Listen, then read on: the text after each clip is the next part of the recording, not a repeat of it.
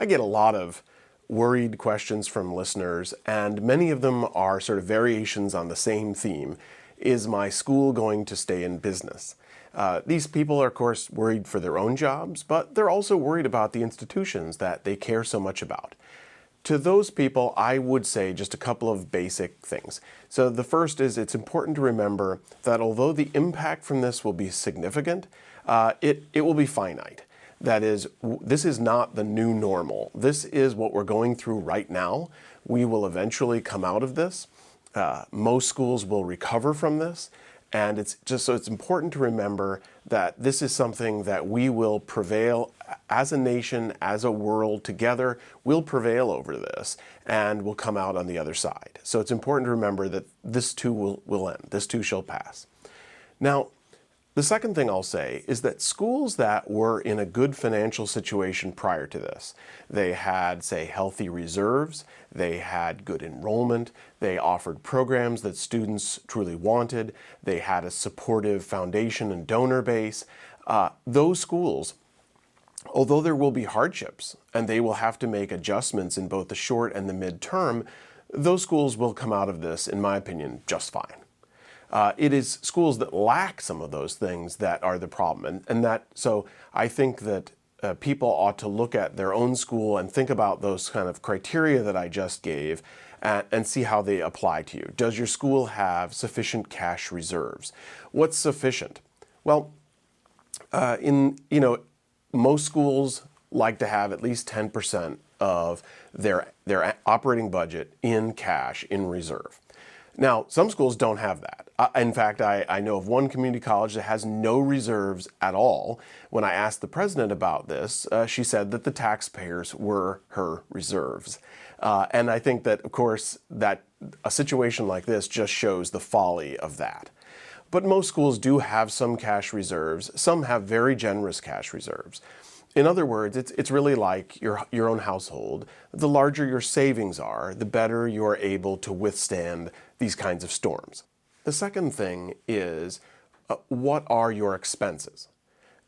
Schools that have a lot of debt service are going to be in worse shape than schools that have very little. And once again, that's actually very much like a household. If you owe a lot of money on a lot of fancy things like nice cars or a large house, and you lose your job, obviously it's going to be a more difficult situation than if your expenses were already small. Does your school have a supportive foundation and an enthusiastic, supportive donor base of alumni and other supporters? Schools that do obviously have a tremendous advantage. And the reason why is because foundations typically have greater assets, total assets at their disposal, than a school may have in reserves. So in other words, there may be this pot of money that the school has in reserves, but there's actually a larger pot of money elsewhere in the foundation.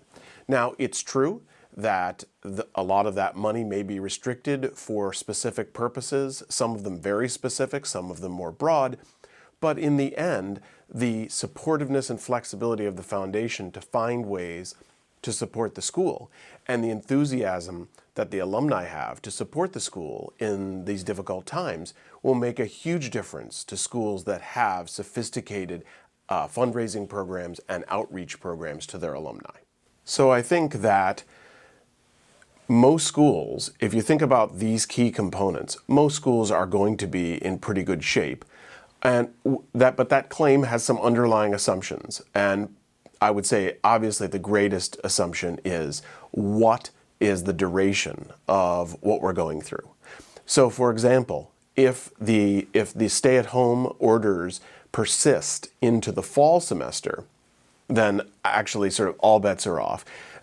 Schools that are in a good financial situation still stand the best chance of weathering the storm, but in fact, this will be a far greater strain on institutions than what they were previously experiencing, which was basically, for the most part, their students leaving midway through the spring semester. And by the way, in this case, I don't really make much of a distinction between public and private schools. And the reason why is because it remains to be seen what the effect of this will be. So there are some people, for example, who think that private schools are more at risk because they don't have taxpayer support. Well, that's not quite true if taxpayer support wanes tremendously as a result of tremendously decreased tax revenues at the state and local level. So in other words, if you're a public school and you are highly dependent on public money, and there isn't much public money, well, that public school is going to be strained financially because the support they receive in public funding may drop significantly. And the same may not be true of a private school. So I don't think it's public versus private. I don't think it's large school versus small school. I think the real issues are, what do your assets look like and what do your liabilities look like? And are your programs truly attractive to new students?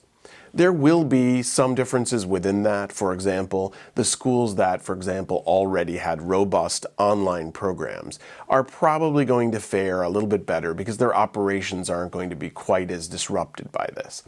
But I think that that's, I won't say that's in the noise, but I will say that I think in the end, it's really about the money. It's really about your assets and your liabilities. Everybody's got to just look at their own school and make a judgment about how their school falls on that continuum. But I think that most schools, presuming that the coronavirus effect on us persists only, for example, until the summer, I think most schools will actually come out of this pretty well. There'll obviously be some significant belt tightening and cost cutting and so forth, but if you're really concerned about, will my school still be here 10 years down the road? I think the answer is obviously yes. There will be some that won't be, but I think for the most part, those will be schools that were already struggling, and this was just kind of the final nail in the coffin. My best to all of you. I hope you stay safe and stay healthy, and I'm looking forward to talking to you next week.